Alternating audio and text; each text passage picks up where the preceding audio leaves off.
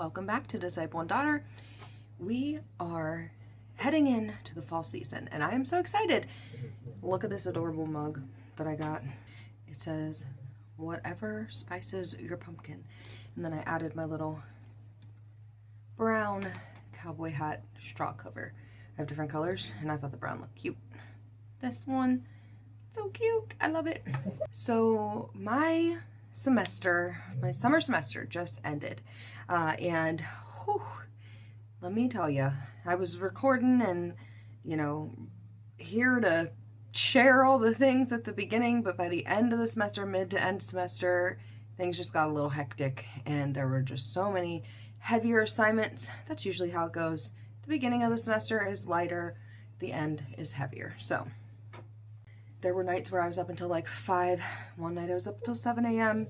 writing my papers. I know that's crazy, but there was a deadline and it was just kind of wild. Like I even was ahead on my assignments a lot of the time. So like there's just, honestly, sometimes there's just not enough time in that 16-week period, especially when you're working. You have to care for your family, care for your home, care for your pets, care for the ministries God has given you to steward well, and it's just a lot. It's honestly a lot of work, and I'm kind of tired, and I only take 2 courses at a time because of that, because I have too much going on. All of us are, everybody at the seminary, we're all, older adults and everything, so it's not like I'm the only one that's busy. Like, we're all busy. We all have things. There's pastors and there's other people who are, parents and all of the things, some with little kids, and that can be arguably harder. Where my teenager, he is pretty self-sufficient, but this past summer was his senior year, so we had the graduation party to plan and getting him graduated and all the things, and we added the horses to the mix. So it has been quite an adventure, quite a heavy summer for us, but blessed and fun and great nonetheless. So now that my summer semester is behind me, we're looking forward to the fall semester. And for this fall, I am taking 2 new courses.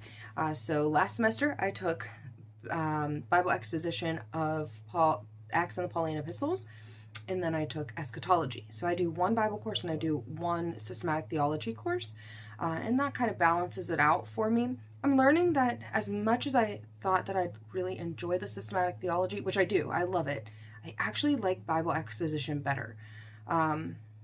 There's something, it's just a little easier for my brain to grasp and process, I guess. The systematic theology and the theology courses are a little more like complicated and in depth, and really I have to like really dig deep to like think and take time to think.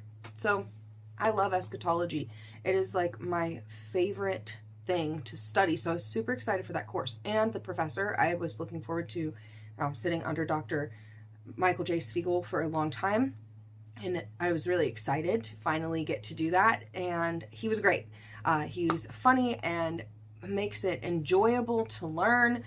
His position is really cool, honestly. I find myself mostly aligning with what he says, and like his position, and most of that's because I already kind of did line up with that, but some of the things that he was bringing forth kind of filled in those missing pieces that I had questions about and I wasn't like seeing, and didn't know where to look, and he kind of like brought that full circle, and it was like, whoa, that makes sense. But at the end of the course, we have to do a doctrinal synthesis paper. It's basically a paper that shows our beliefs, like a church's belief statement on different things. When you go into a church website and you see like what they believe about the Trinity, what they believe about eschatology.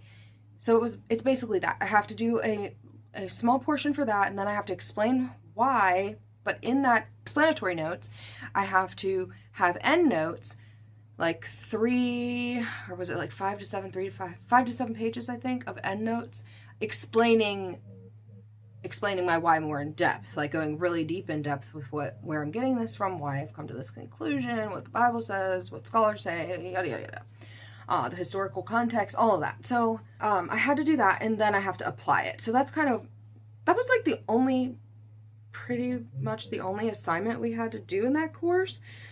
But other than our book reading. But I can see why, because processing everything that's presented to us, because we don't just get DTS's position on this. I don't just get Dr. Spiegel's position. I also am, he's bringing forth the other positions, like amillennialism or postmillennialism or pre-wrath or mid-trib, which is pretty much non-existent. There are some, but most scholars don't fall on that anymore. He's like bringing forth all of these positions, and we have to think our way through it. We have to come to our own conclusions. We have to analyze the evidence, if you will, brought forth, the biblical evidence and all of the things. And it's very in-depth. It's very complicated. And it's not as easy as maybe you would think. So being an eschatology nerd and like so excited about eschatology and studying and feeling like I had my footing in that and everything, this challenged me a lot. And those books like that I read, they were just so meaty. So we did a video on this, so I know there were things in my paper that I did not even get to process. I did not get to put in there, like the identification. I did use it in one of the explanations, but really like to flesh that out. It just would have taken so much time to process, but I really do appreciate the identification understanding and like the progressive timeline, and it's just really cool, everything, but it's just hard to process it all in such a short period of time and make up your mind on it. But he said you don't have to change your mind, you don't have to change your position, but you do have to fairly assess each of them, which I think is fair. So after this course, I have come to the conclusion that there are a few different views. It's hard to be an eschatological heretic, but it's not impossible. Just to stay away from the sensationalism and really focus on what does the Bible actually say? What is the point? And the point of eschatology, when we're studying it, when we're thinking about Jesus's return, is hope.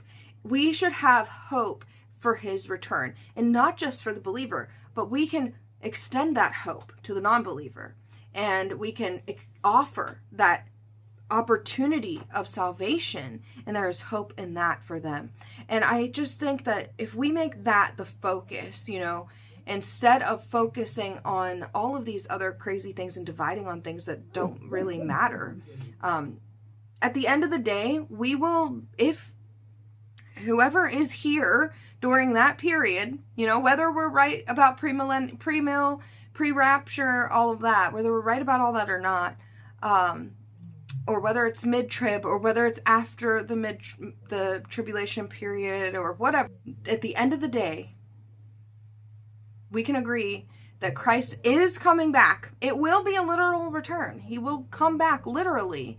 And he did rise. There will be a resurrection of the dead, both the righteous and the unrighteous.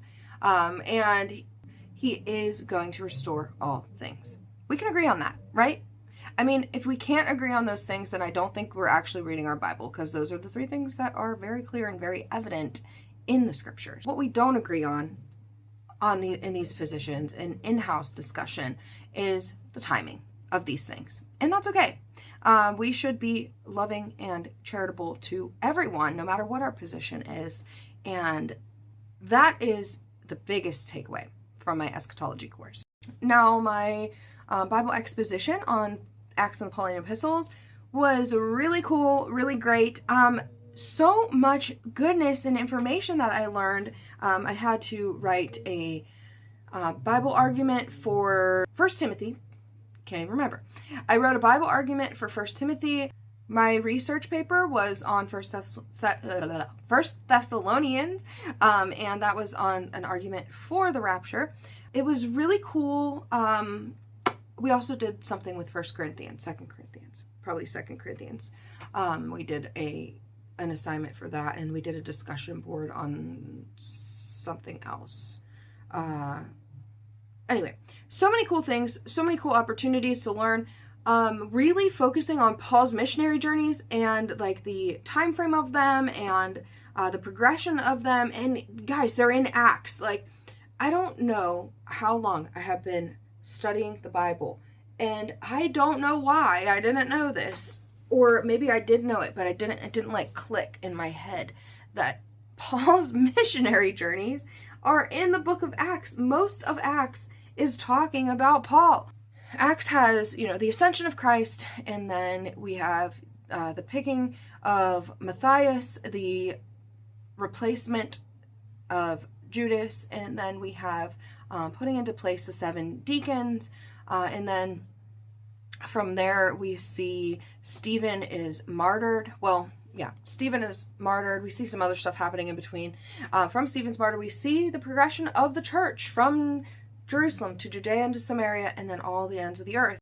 Basically, Acts 1:8 is the main theme of Acts, of the whole book of Acts, and the progression of the gospel from Jerusalem to Judea and Samaria to all the ends of the earth. And that's exactly what we're told it will do, and that's exactly what we see. So we see the church, being persecuted, which is how the gospel was starting to spread.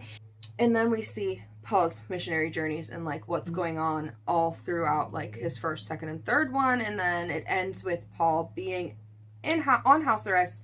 Pretty cool stuff. You don't realize like how all of the context for the Pauline epistles is like the context for it is in Acts. So it all connects, and it's really, really cool. So we had to know Acts like in depth, like the whole progression of it and like all those things. But without further ado, that is a lot of talking. I think I'm going to make another video. Yeah. But the summer semester is over. Eschatology and Acts and the Pauline epistles are done. If you guys have questions about what I was learning or what I learned or what books I recommend or software or anything that you might have a question about, please let me know. I am happy to help or answer if I know the answer. If I don't know, I will just let you know. This is my final opinion on Eschatology and Acts and the Pauline epistles is I loved both courses. Acts and the Pauline epistles was arguably easier. Eschatology, extremely difficult. Even for somebody who really enjoys eschatology like myself and really nerds out about it, it was a lot. And I needed a break. Now, my courses I thought they started today for this next semester, but I think that they are opening on the 28th maybe. So I already got the courses up, and they're like here for me to like dig into a little bit.